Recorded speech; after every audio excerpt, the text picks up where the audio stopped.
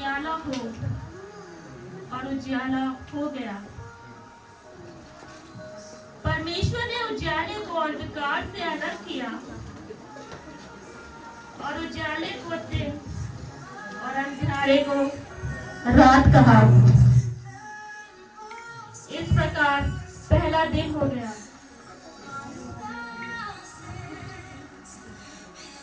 दूसरे दिन परमेश्वर ने जल को 2 भागों में बांटा और नीचे के जल और ऊपर के जल को अलग अलग किया। उस अंतर को परमेश्वर ने आकाश कहा। परमेश्वर ने सूखी भूमि को पृथ्वी कहा और जो जल इकट्ठा हुआ उसे समुद्र कहा। फिर परमेश्वर ने पृथ्वी पर पेड़ पौधे उगाए और सभी प्रकार के पेड़ पौधे बनाए जो बीज और फल देते थे। परमेश्वर ने आकाश में सूर्य, चंद्रमा और तारागण को बनाया। उन्होंने दिन पर प्रभुता करने के लिए सूर्य और रात पर प्रभुता करने के लिए चंद्रमा को बनाया। परमेश्वर ने समुद्र को जल जीवित प्राणियों से भर दिया और आकाश के पक्षियों से भर दिया और उनको आशीष दी।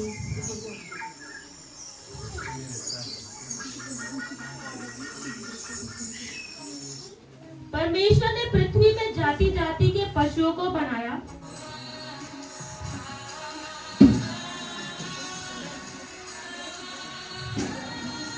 और जीव जंतुओं को बनाया।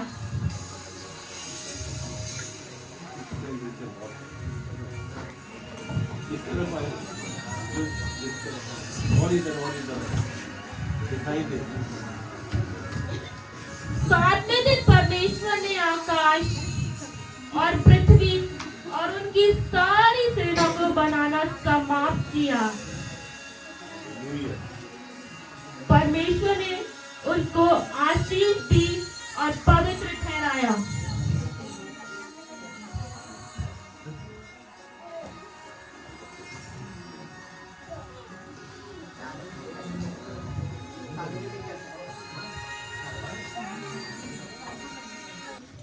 परमेश्वर ने आदम को भूमि की मिट्टी से रचा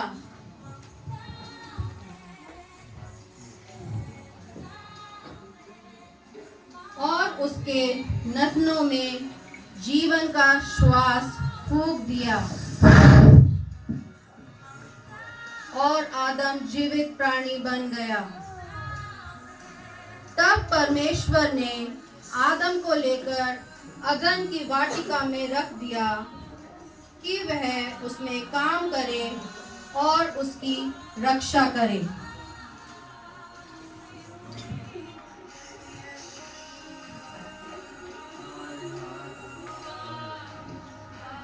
फिर परमेश्वर ने कहा, आदम का अकेला रहना अच्छा नहीं, मैं उसके लिए एक ऐसा सहायक बनाऊंगा जो उससे मेल खाए। तब परमेश्वर ने आदम को भारी नींद में डाल दिया।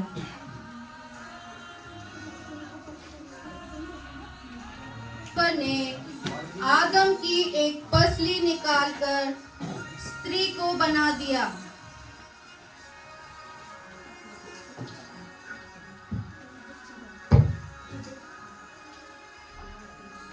आदम ने उसका नाम हव्वा रखा। परमेश्वर ने आदम और हव्वा को अदन की वाटिका में रखा। उन्होंने उन्हें सब कुछ दिया, लेकिन एक पेड़ के विषय में उन्हें मना किया। परमेश्वर ने आदम से कहा, तू वाटिका के सब वृक्षों का फल खा सकता है, पर भले या बुरे के ज्ञान का जो वृक्ष है उसका फल तू कभी न खाना, क्योंकि जिस दिन तू उसे खाएगा उसी दिन अवश्य मर जाएगा।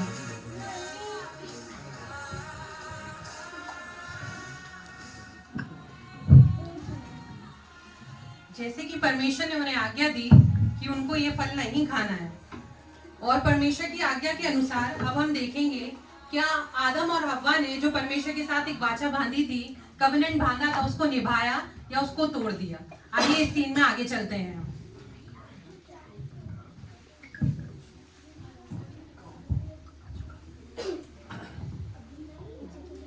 परमेश्वर ने जितने बनेले पशु बनाए थे उन सब में सर्प धूर्त था।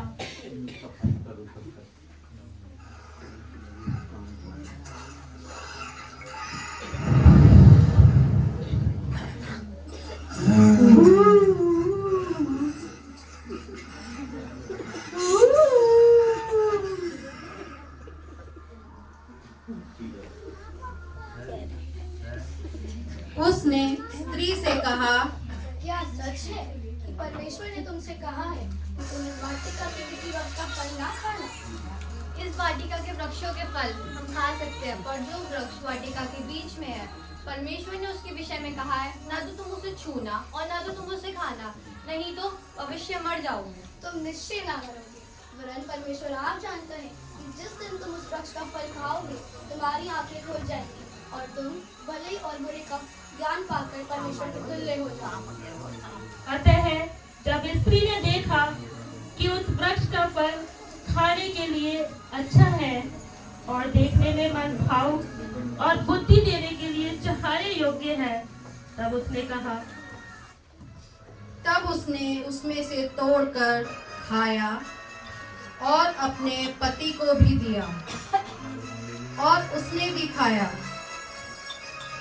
तब उन दोनों की आंखें खुल गईं और उनको मालूम हुआ कि हम निर्वस्त्र हैं।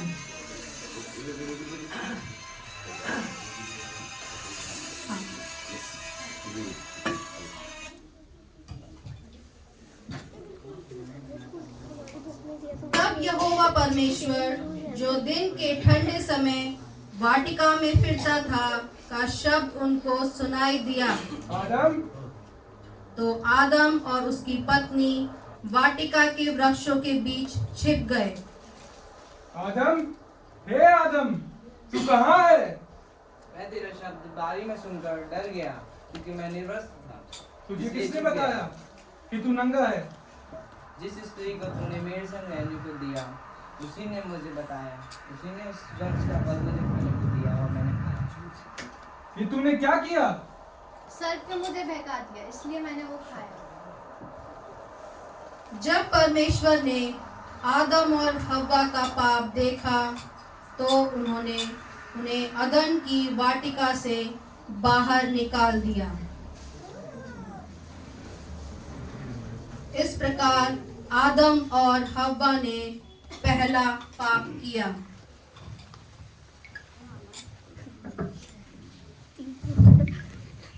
हव्वा के दो पुत्र हुए, कैन और हाबिल।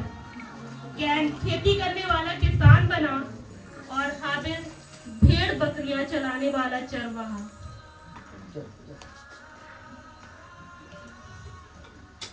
कुछ दिनों के पश्चात कैन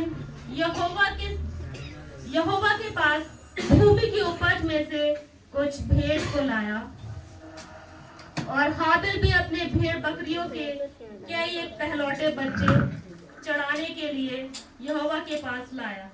तब यहोवा ने हाबिल की भेंट स्वीकार की, परंतु कैन की भेंट को ग्रहण नहीं किया। तब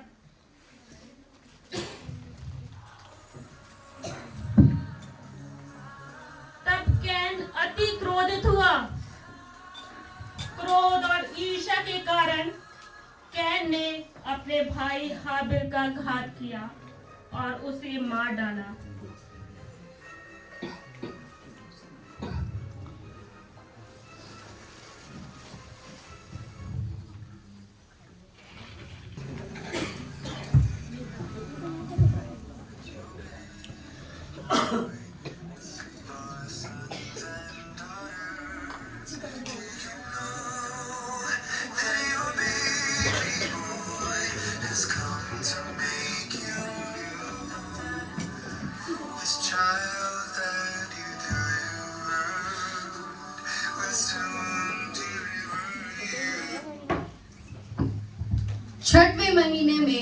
परमेश्वर की ओर से जिब्राइल स्वर्गदूत गलील के नासरत नगर में एक कुंवारी के पास भेजा गया, जिसकी मंगनी यूसुफ नामक दाऊद के घराने के एक पुरुष से हुई थी। उस कुंवारी का नाम मरियम था। स्वर्गदूत ने उसके पास आकर कहा, आनंद और जय तेरी हो, जिस पर ईश्वर का अनुग्रह हुआ है, प्रभु तेरे साथ है। वह वचन जो स्वर्गदूत के द्वारा मरियम तक पहुंचा था, वह बहुत घबरा गई और सोचने लगी कि यह किस प्रकार का अभिवादन है। स्वर्गदूत ने उससे कहा, हे मरियम, भयभीत ना हो, लेकिन परमेश्वर का अनुग्रह तुझ पर हुआ है। देख, तू पुत्र को जन्म करेगी और उसका नाम यीशु रखना, क्योंकि वह महान होगा और परम प्रधान का पुत्र कहलाएगा। ये कैसे हो सकता है? मैं तो उस पुरुष को जानती तक नहीं। पवित्र आत्मा तुझ पर उतरेगा और परम प्रधान की सामर्थ तेरे ऊपर छाया करेगी, इसलिए वह पुत्र जो उत्पन्न होने वाला है, परमेश्वर का पुत्र कहलाएगा। देख, मैं प्रभु की दासी हूँ, मुझे तेरे वचन के अनुसार हो। तब स्वर्गदूत उसके पास से चला गया। तो उनके इकट्ठा होने से पहले ही वह पवित्र आत्मा की ओर से गर्भवती पाई गई। अतः उसके पति यूसुफ ने, जो धर्मी था और उसे बदनाम करना नहीं चाहता था, उसे चुपके से त्याग देने का विचार किया। जब वह इन बातों को सोच ही रहा था, तो प्रभु का स्वर्गदूत उसे स्वप्न में दिखाई देकर कहने लगा, हे यूसुफ, दाऊद की संतान, तू अपनी पत्नी मरियम को अपने यहाँ ले आने से मत डर, क्योंकि जो उसके गर्भ में है वह पवित्र आत्मा की ओर से है। वह एक पुत्र को उत्पन्न करेगी और तू उसका नाम यीशु रखना। वह महान होगा और अपने लोगों का उनके पापों से उद्धार करेगा। तब यूसुफ नींद से जागकर प्रभु के दूत की आज्ञा के अनुसार अपनी पत्नी मरियम को अपने यहाँ ले आया।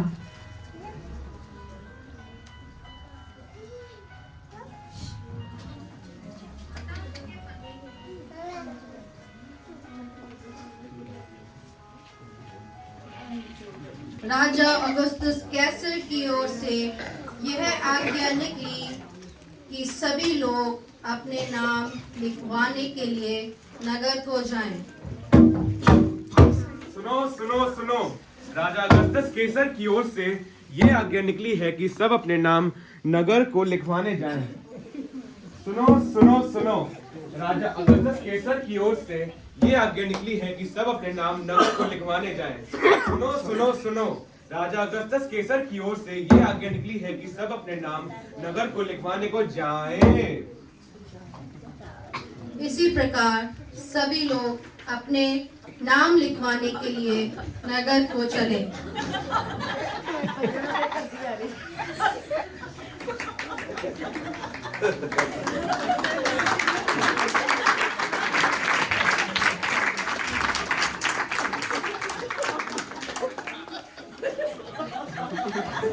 क्या है? आप कुर्सी बैठो। कितने रुके हैं?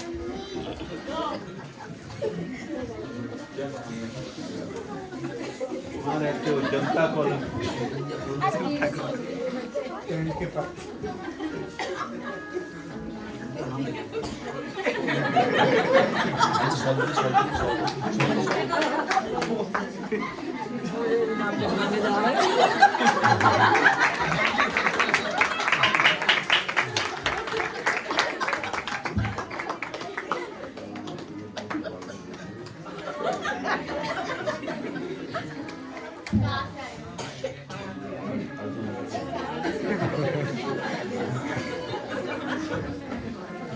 सब लोग नाम लिखवाने के लिए अपने अपने नगर को गए।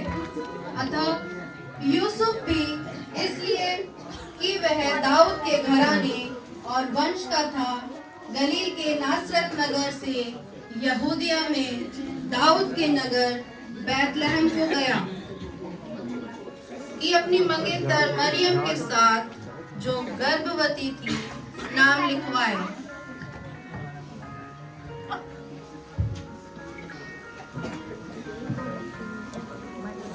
नाम क्या है? मैं यूसुफ और ये मेरी पत्नी मरियम कहाँ से आए हो? नासरत नगर से आए हूँ।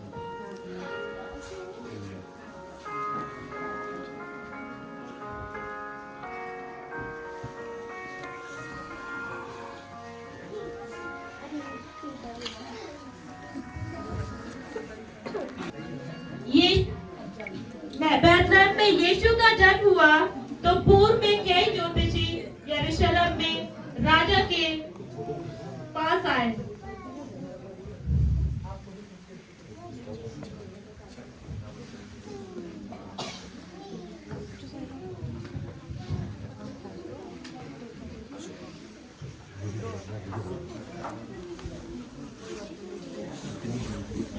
राजा की जय हो।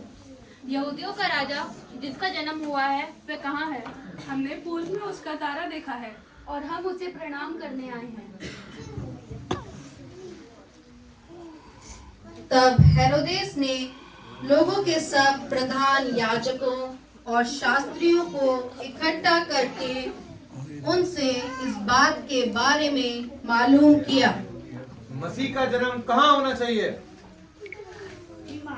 यहूदिया के बैतलहम में, क्योंकि भविष्यवक्ताओं के द्वारा यूं लिखा है कि हे बैतलहम, तू जो यहूदा के देश में है, तो किसी भी रीति से यहूदा के अधिकारियों में से सबसे छोटा नहीं, क्योंकि तुझ में से एक अधिपति निकलेगा जो मेरी प्रजा इस्राएल की रखवाली करेगा।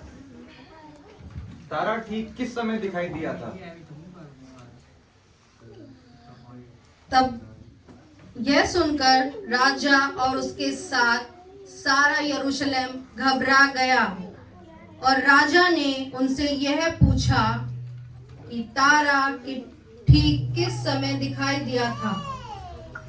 और उसके बाद राजा ने उन्हें यह कहकर रुखसत किया, जाओ और उस बालक के बारे में ठीक ठीक मालूम करो, और जब वह तुम्हें मिल जाए तो मुझे आके समाचार दो, ताकि मैं भी जाकर उसको प्रणाम करूं।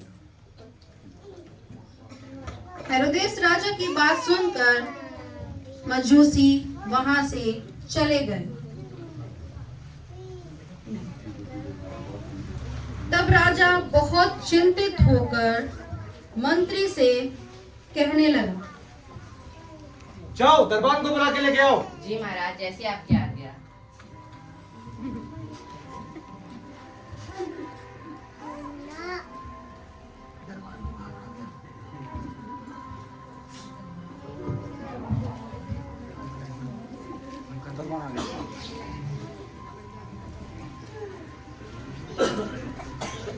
महाराज की जय। महाराज क्या आ गया? क्या वो 3 ज्योतिषी जो हमसे भेंट करने आए थे, क्या वो दोबारा वापस आए?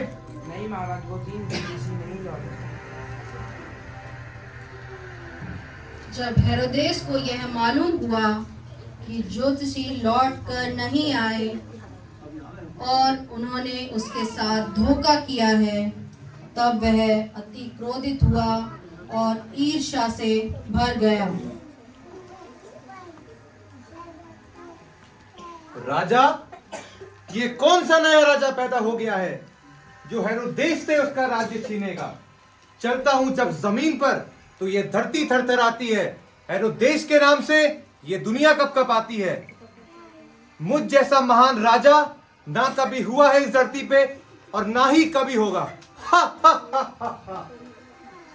इसके पश्चात राजा क्रोधित होकर अपना आपा खो दिया और समय के अनुसार जो ज्योतिषियों के द्वारा उसे मालूम हुआ, बैतलहम और उसके आसपास के स्थानों के सब लड़कों को जो 2 वर्ष से कम के थे मरवाने का आदेश दिया।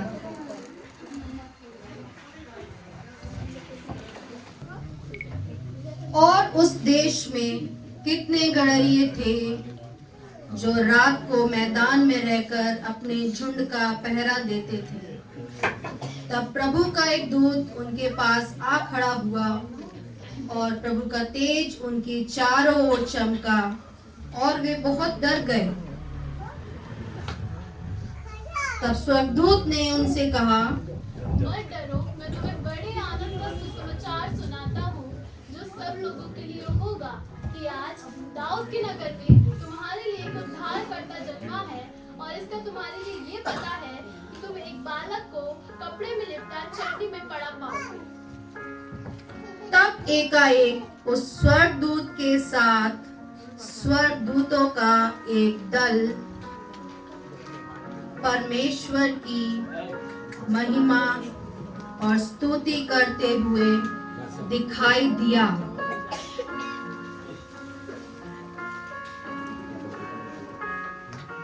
आकाश में परमेश्वर की महिमा और पृथ्वी पर उन मनुष्यों में जिनसे वह प्रसन्न है शांति हो। जब स्वर्गदूत उनके पास से स्वर्ग को चले गए,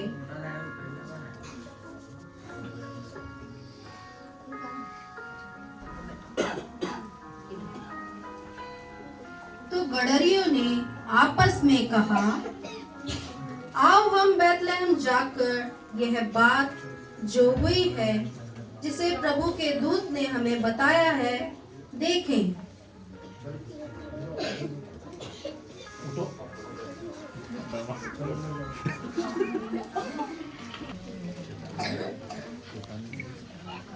वह ज्योतिषी जो उस तारे को जो पूर्व में उन्होंने देखा था उसके पीछे पीछे चले और उस जगह जहां मसीह यीशु का जन्म हुआ था पहुंचे।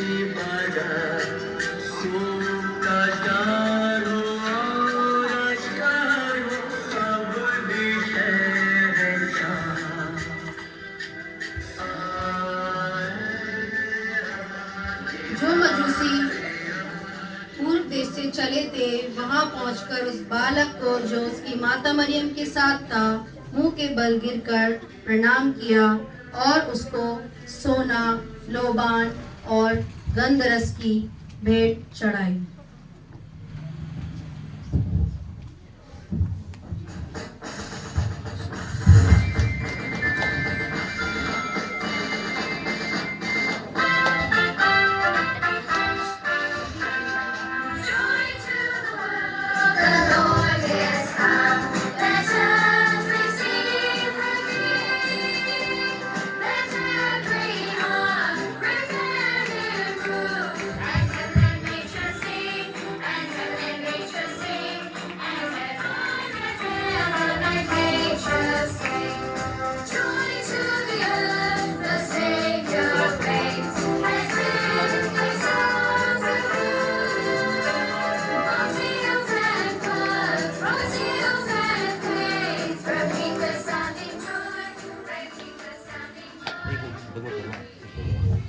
ये हमारा एक छोटा सा नाट्य था प्रभु यीशु के जन्म के बारे में।